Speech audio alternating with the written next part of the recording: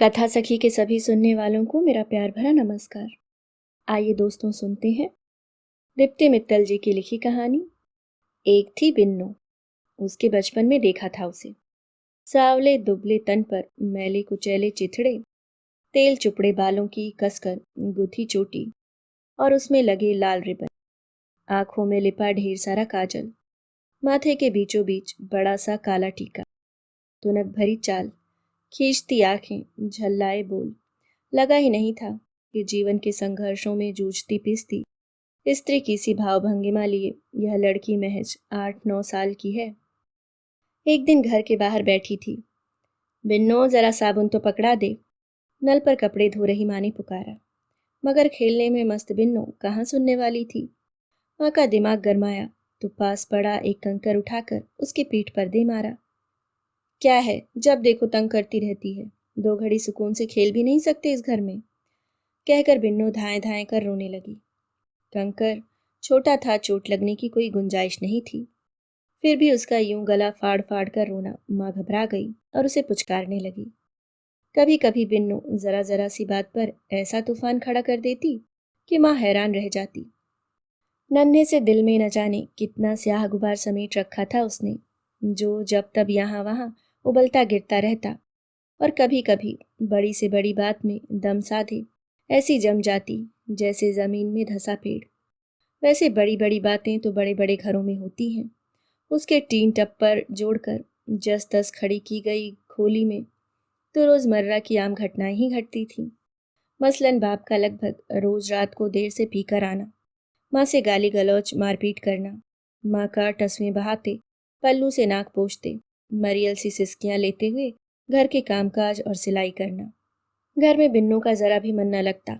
जब से पिछले बरस उसका 4 साल का भाई तेज बुखार में चल बसा, तब से उसे घर काटने को दौड़ता। घर में उस नन्हे मुन्ने की यादें बिखरी पड़ी थीं। उसका जान से प्यारा मुन्ना इतनी आसानी से उसके हाथ से कैसे छूट गया। अब तक वह इस सदमे से बाहर नहीं निकल पाई थी। घर से बाहर भटकने के बहाने ढूंढा करती। कभी पास पड़ोस की लड़कियों के साथ उधमबाजी करती तो कभी कहीं कहीं से जमा की गई टमाटर, गेंदे, गुलाब की पौधों को घर के आगे बची कच्ची जमीन में रोपती। उनको बढ़ता फलता फूलता देखने में उसे बहुत सुकून मिलता। जब उसकी रोपी टमाटर की पौध पर पहला टमाटर निकला तो उसे उतनी ही खुशी हुई जितनी किसी औरत को बच्चा जनकर पहली बार उसका मुंह देखने पर होती है। बाप पास की एक पौश कॉलोनी में साफ सफाई का काम करता था। जो कुछ कमाता दारूबाजी में हवा हो जाता। माँ पास पड़ोस के लिए सिलाई कर और 2 घरों के बर्तन मांज घर की रोटी का जुगाड़ करती थी। पिछले साल से बिन्नों का स्कूल जाना भी छूट गया था। उसकी पढ़ाई लिखाई पर 1 रुपया भी खर्च करना उसके बाप को फिजूल खर्च दिखता। माँ भी उसकी कोई ज़रूरत नहीं समझती थी। उसका सोचना था कि लड़की जात चाहे पढ़ लिख भी जाए, मगर खटना तो चूल्हे चौके में ही है ना। वैसे भी आजकल तो पढ़े लिखे जन लाट साहब बने बेकार ही घूमते हैं। नौकरी मिलती नहीं और दिमाग इतने बड़े हो जाते हैं कि हाथ के कामकाज से भी जाते हैं। माँ चाहती थी कि बिन्नू उसके साथ लगकर घर के काम सीखे, साथ ही सिलाई बुनाई में भी हाथ साध ले, ताकि अगर आगे खसम भी बाप जैसा मिला तो कम से कम अपना और बच्चों का पेट तो भर सकेगी। जब दूसरी बार बिन्नू को देखा था तो 16 की हो चली थी। कद ताड़ की तरह खिंच गया था। गुर्बत के बावजूद यौवन चढ़ाया था। नैन नक्श निखर गए थे, मगर चेहरे पर छाई खीज और मुर्दानगी ने अभी भी पीछा नहीं छोड़ा था। दिमाग काफी चलने लगा था। बाप के सितम झेलती, माँ को पीठ पीछे खूब चढ़ाती। क्यों झेलती है ये सब तू? मार क्यों नहीं भगाती उस साले को? हमारा पेट तेरी कमाई से भरता है, घर भी तू ही चलाती है, फिर क्यों उसके जूते चाटती है? ऐसा मत बोल बिन्नू, जो भी हो वो तेरा बाप है। बाप काहे का? गोद में बच्चा डालने से बाप हो जाता है? सारी कमाई अय्याशी में उड़ा देता है, फूटी कौड़ी नहीं देता है घर में, और खाने के बखत बराबर चला आता है ससुरा। बाप होता तो मुन्ने की बीमारी में बखत से दवा दारू कर उसे बचा न लेता। हमारे मुन्ने को वही खा गया है, हरामजादा। माँ उसके उग्र तेवरों से चिंतित थी। भीतर से तो उसे बिन्नू का अपने बाप को गालियां बकना जरा भी बुरा न लगता। कहीं ना कहीं उसे भी दिल में ठंड पड़ती। फिक्र तो उसे इस बात की थी, अगर बिन्नू ने मर्द के जुल्म के प्रति स्वीकार भाव कायम न किया तो आगे उसकी गृहस्थी कैसे चलेगी? अपने तीखे तेवरों की वजह से उसे मुझसे भी ज्यादा गालियां और मार सहनी पड़ेगी।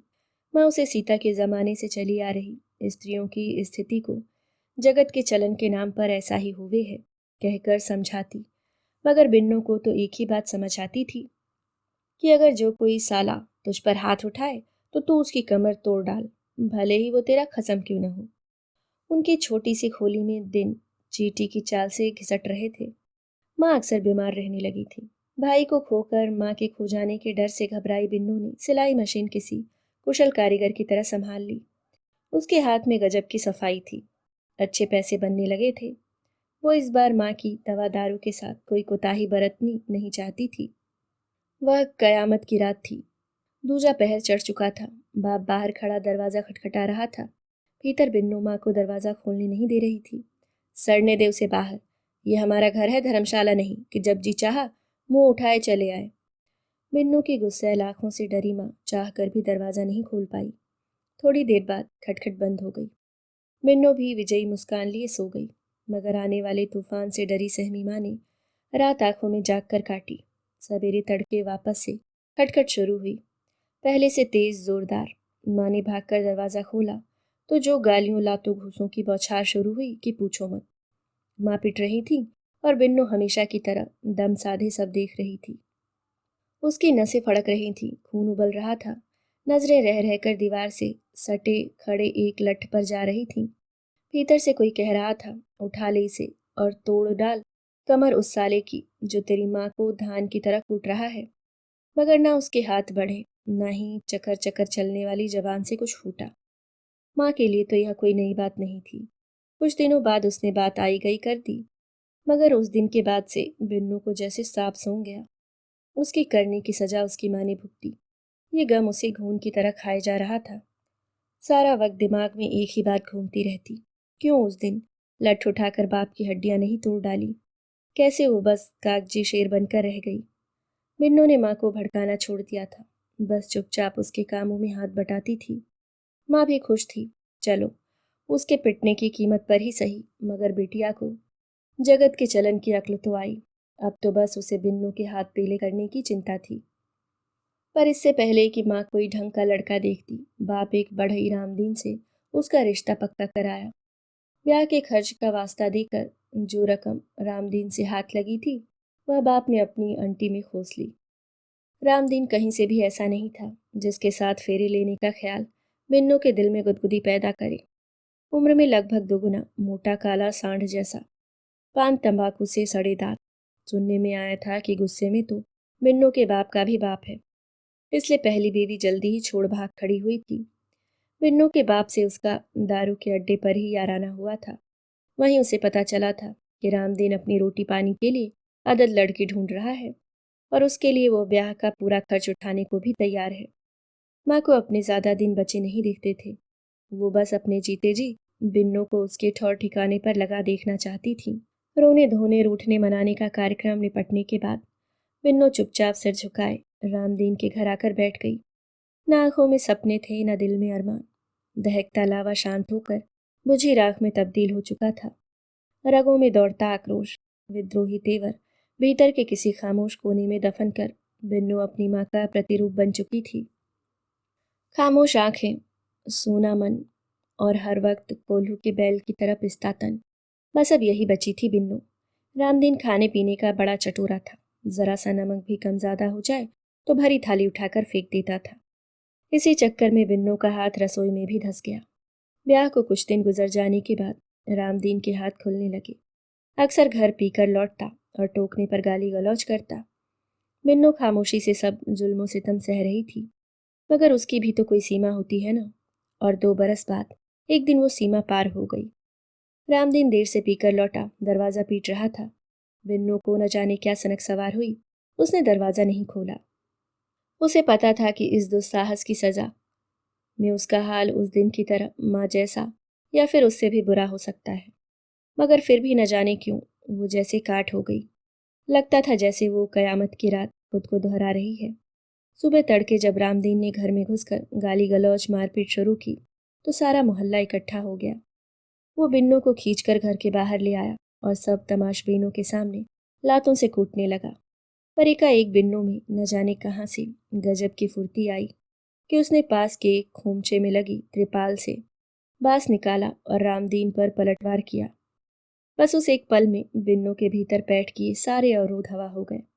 बचपन से लेकर अब तक का सारा जमा आक्रोश, नफरत, दर्द, गड़वाहट आज जैसे इकट्ठे हो उसके हाथों में उतर आए थे, उसकी ताकत बनकर, जो उस लट के रूप में रामदीन के ऊपर दनादन बरस रहे थे। तमाशबीनों ने दांतों तले उंगलियां दबा ली। किसी औरत का ऐसा ताकतवर स्वरूप उस गरीब बस्ती में पहली बार देखा जा रहा था। मर्द सहम गए थे, औरतों की जोश से मुट्ठियां भिज गई थीं। रामदीन को पस्त कर लड़खड़ाती बिन्नू किसी विजयी सुरमा की तरह चल रही थी। शरीर पर चोटें, नील सूजन थी, शायद एक आध हड्डी भी चरमराई थी, मगर उसे जैसे उनका जरा भी गुमान न था। तब मैंने पहली बार उसकी आंखों में चमक देखी थी। चेहरे पर हमेशा छाई रहने वाली मुर्दानगी गायब हो चुकी थी। वहां से असीम सुख और संतोष टपक रहा था। बरसों से दिल में दहक रही अदम्य इच्छा को शांत करने का संतोष। मिन्नों का ये रूप देख मुझे भी संतोष हुआ, मगर उसके भविष्य को लेकर शंकाएं भी पनप रही थीं। कहाँ जाएगी, क्या करेगी अब ये बेचारी? बेघर बेसहारा अकेली जवान औरत की क्या गत होती है, यह मुझे पता था। रेल की पटरी या किसी नदी कुएं में छलांग। जिंदा रह गई तो जिस्म की ताक में घूमते भूखे भेड़ियों से सामना। मुझ में उसकी इस दुर्दशा को देखने की हिम्मत नहीं थी। इसलिए उस दिन के बाद मैंने बिन्नू को उसके हाल पर छोड़ उसका पीछा करना बंद कर दिया। कुछ साल यूं ही गुजर गए। मैं बिन्नू को लगभग भुला ही बैठी थी, मगर उस दिन छाबड़ा बाजार से ना गुजरती तो शायद बिन्नू से कभी सामना भी न होता। शारीरिक रूप से तो वह बिल्कुल बदल चुकी थी। सूखे शरीर की जगह हष्ट पुष्ट कद्दावर काया ने ले ली थी और चेहरा भी अच्छा खासा भर गया था। शायद मैं उसे पहचान भी न पाती अगर उसकी आंखों में वो चमक, वो साहस न दिखता जो आखिरी मुलाकात में दिखाई दिया था। रामदीन की धुनाई करके पनपा बिन्नू का वह दबंगई रौबदार व्यक्तित्व आज तक कायम था। मुझे यह जानकर बेहद खुशी हुई कि तब उसने रेल की पटरी या नदी कुएं को नहीं चुना था। साथ ही महा आश्चर्य भी कि आज बिन्नू एक ढाबा और सिलाई की दुकान सफलतापूर्वक चला रही है। मेरी जिज्ञासा बढ़ी तो खोज खबर के बाद पता चला कि उसकी बस्ती की एक औरत की सहायता से उसे एक कोठी में काम मिल गया था। रहना खाना पीना सब उधर ही था। काम कुछ ज्यादा नहीं था। एक बुढ़ा बुढ़ी थे, बस उनकी देखभाल खाना पकाना करना था। उनके पास चंदर नाम का नौकर भी था जो बाहर के कामकाज संभाला करता था। चंदर की बीवी मर चुकी थी। एक 3-4 साल का बेटा था जो अपनी नानी के पास रहता था। चंदर की आंख बिन्नों पर रहती, मगर वो तो अब कंटीला झाड़ बन चुकी थी। किसकी हिम्मत थी जो उसे छूने की हिमाकत करता। तभी चंदर की सास गुजर गई और उसे अपने बच्चे को साथ रखना पड़ा। सुबह सवेरे वो भी चंदर के साथ कोठी पर आ जाया करता और रात तक उधर ही रहता। मिन्नू का उस बच्चे से जुड़ाव बढ़ने लगा। वह उसका ख्याल रखती, उसके साथ खेलती, नींद आने पर गोद में सुलाती। बच्चे को जैसे उसकी माँ मिल गई थी और बिन्नू को उसका प्यारा बिछड़ा भाई। दोनों अपनी अपनी कमियां बांट रहे थे। बच्चे के साथ ही सबने बिन्नू को पहली बार हंसते खिलखिलाते देखा था। बिन्नू के मालिक मालकिन जब अपना सब कुछ बेचकर विदेश में बसे, बेटे के पास चले गए, तो तीनों के सामने गंभीर समस्या आ खड़ी हुई। चंदर को बच्चे की परवरिश की चिंता थी और बिन्नू को बच्चे का साथ छूट जाने का गम। एक दिन चंदर ने हिम्मत करके बिन्नू के सामने शादी का प्रस्ताव रखा, मगर कहते हैं ना, दूध का जला छाछ भी फूक फूक कर पीता है। बिन्नू के तो शादी के नाम से ही रोंगटे खड़े हो गए और उसने साफ इनकार कर दिया। चंदर गिड़गिड़ाया, बच्चे की परवरिश का वास्ता दिया तो बिन्नू ने कहा, बच्चे की देखभाल मैं खुशी से करूंगी, मगर इसके लिए ब्याह नाम का जहर पीना मंजूर नहीं। बस तब से दोनों में एक मूक समझौता हो गया और बिन्नू चंदर के साथ रहने लगी। चंदर बिन्नू की पाक कला का जबरदस्त मुरीद था। उसने इस बार कहीं नौकर होने के बजाय अपना ढाबा खोलने की सोची। छोटी सी तंग गली में जैसे तैसे जुगाड़ कर एक छोटा सा ढाबा खोला गया। नाम रखा भागमती का ढाबा। भागमती बिन्नू की माँ का नाम था, जो आज उस बोर्ड पर सचकर अमर हो गया था। बिन्नू के पाक कौशल और चंदर की मेहनत के बल पर ढाबा खूब फला फूला। अच्छी कमाई होने लगी तो ढाबा तंग गली से निकलकर मेन मार्केट में आ गया। ढाबा अच्छे से चलता कर साथ वाली जगह पर बिन्नू ने अपनी देख रेख में सिलाई, फॉल पीको के लिए भी मशीनें और 2-4 कारीगर रख लिए। वह सारा दिन ढाबे से दुकान के बीच 70 चक्कर काट लेती। दोनों जगह उसी का राज चलता। किसी कामगार की हिम्मत नहीं थी कि उसके आगे चूम भी करे, यहाँ तक कि चंदर की भी नहीं। वैसे चंदर को चू चपड़ करने की जरूरत भी नहीं थी। उसका बैठे बिठाए धंधा पानी चल रहा था। बिन्नू उसके बच्चे की मां न होते हुए भी मां से ज्यादा प्यार दे रही थी। उसके लिए तो इतना ही बहुत था। उन दोनों के संबंध के बारे में लोग पीठ पीछे बातें किया करते थे। कहते थे बिन्नू चंदर की रखेल है, जरूर कुछ जादू टोना किया है जो वो उसकी उंगलियों पर नाचता है। सारा घर बिजनेस सब उसी के हवाले कर रखा है। सच झूठ का तो पता नहीं, पर बिन्नू एक गृहस्थन के सभी फर्ज पूरे कर रही थी। बस पति होने के नाम पर पत्नी को गालियां बकने, मारपीट करने का हक उसने चंदर को नहीं दिया था। बिन्नू जो चाहती थी वह पा चुकी थी। अपनी जिंदगी अपनी शर्तों पर जीने का हौसला और हक उसे मिल गया था।